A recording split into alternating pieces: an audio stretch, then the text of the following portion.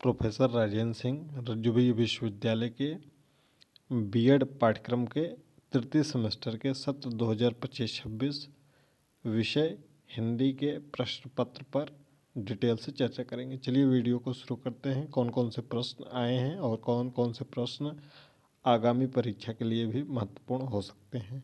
जैसा कि आप प्रथम सेमेस्टर द्वितीय सेमेस्टर में परीक्षा दिए होंगे तो आपको परीक्षा पैटर्न पता होगा, तो उसी पैटर्न पर यह भी सेमेस्टर चलता है। पहला प्रश्न इसमें खंड आ में जहाँ पर लघुत्तरी अति लघुत्तरी प्रश्न होते हैं, जहाँ आपको किन्हीं 3 प्रश्नों को उत्तर देना होता है और प्रत्येक प्रश्न 3 अंक का होता है, यानी कि कुल यह सेक्शन 9 अंक का होता है। इसमें आप 50 शब्दों में आपको लिखना होता है। पहला प्रश्न है भाषा से क्या अभिप्राय है। दूसरा प्रश्न है व्यंजन किसे कहते हैं, हिंदी की व्यंजन ध्वनियाँ लिखिए। तीसरा प्रश्न है इकाई योजना से आप क्या समझते हैं।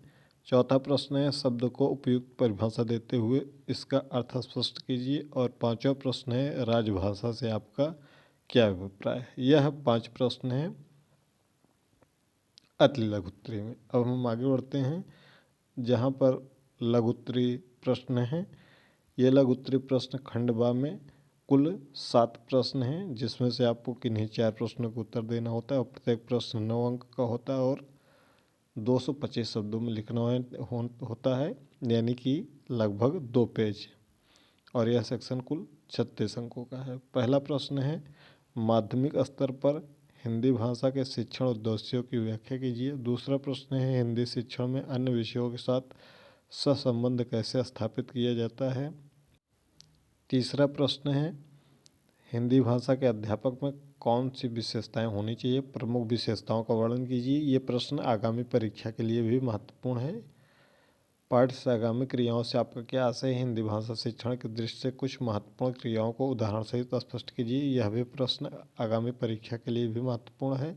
हिंदी शिक्षण में भाषा कक्ष की क्या उपयोगिता है। भाषा कक्ष के लिए कौन कौन सी सामग्रियों की आवश्यकता होती है। ये 5 प्रश्न हो गए। अब चलते हैं अगले प्रश्न पर। अगला प्रश्न है प्रश्न बैंक से आप क्या अभिप्राय है। हिंदी शिक्षण में प्रश्न बैंक की उपयोगिता को रेखांकित कीजिए। और अंतिम प्रश्न है लघुत्तरी प्रश्न में किंडरगार्टन प्रणाली में भाषा की शिक्षा किस प्रकार दी जाती है। ये लघुत्तरी प्रश्न हो गए। इसके अलावा अगर आप हमारे चैनल पर अभी तक पहली बार विजिट कर रहे हैं तो चैनल को सब्सक्राइब करके नोटिफिकेशन ऑन कर लीजिएगा। टेलीग्राम चैनल का लिंक डिस्क्रिप्शन बॉक्स में है, वहाँ से जुड़ जाइएगा ताकि आपको हर एक अपडेट मिल जाए। साथ ही साथ अगर आप और प्रश्न पत्र चाहते हैं तो सत्र 2022-23, सत्र 2023-24 और सत्र 2025-26 का ये प्रश्न पत्र तो है ही है।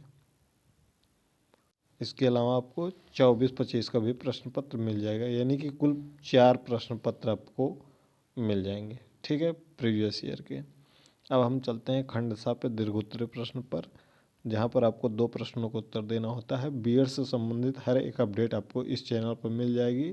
तमाम प्लेलिस्ट बने हैं, आप अपने अनुसार जो भी आपकी आवश्यकता हो, लेसन प्लान हो, चतुर्थ सेमेस्टर की फाइल हो, चतुर्थ सेमेस्टर का पाठ्यक्रम हो, चतुर्थ सेमेस्टर का प्रीवियस ईयर हो, थर्ड सेमेस्टर का प्रीवियस ईयर, सब कुछ आपको मिल जाएगा। खंड सा पे चलते हैं। खंड सा में आपको 2 प्रश्नों को उत्तर देना होता है 475 शब्दों में और प्रत्येक प्रश्न 15 अंक का होता है, यानी कि यह सेक्शन कुल 30 अंकों का होता है। बहुत ही महत्वपूर्ण सेक्शन है। पहला प्रश्न है भाषा शिक्षण में क्रियात्मक अनुसंधान का क्या महत्व है। हिंदी शिक्षण संबंधी किसी समस्या पर क्रियात्मक अनुसंधान की रूपरेखा तैयार कीजिए। बहुत ही महत्वपूर्ण प्रश्न है आगामी परीक्षा के दृष्टिकोण से। यूट्यूब चैनल को अभी तक सब्सक्राइब नहीं किए हैं तो ज़रूर सब्सक्राइब कर लीजिएगा ताकि हर एक अपडेट आपको लगातार मिलती रहे। अगला प्रश्न है एक प्रकरण का चुनाव करते हुए हार्वर्ड उपागम के आधार पर हिंदी शिक्षण हेतु एक अभ्यास पाठ्य योजना का निर्माण कीजिए। अगला प्रश्न है आपका मूल्यांकन से आपका क्या अभिप्राय है। हिंदी शिक्षण के संदर्भ में मूल्यांकन की विधियों की व्याख्या कीजिए। और अंतिम प्रश्न है भाषाई कौशलों से आपका क्या आशय है। बच्चों में इन कौशलों का विकास किस क्रम में किया जाना चाहिए। ये प्रश्न है सत्र 2025-26 का हिंदी विषय बीएड थर्ड सेमेस्टर का। इसके अलावा और भी विषय का आपको प्रश्न पत्र चाहिए तो आपको प्लेलिस्ट बनी हुई है, जहाँ पर हर एक प्रश्न पत्र आपको मिल जाएगा।